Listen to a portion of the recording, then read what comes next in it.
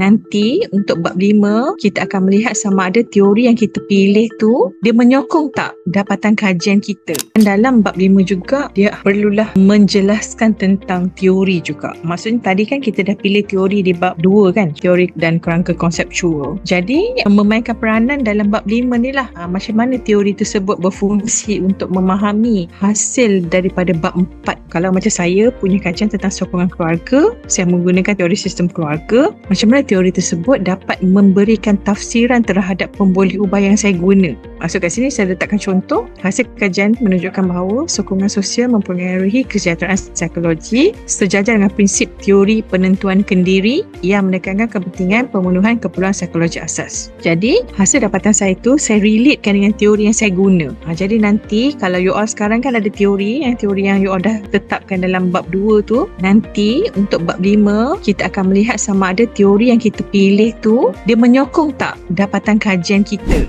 Nak belajar dengan pakar akademik dari universiti terbaik? Tekan link di bio.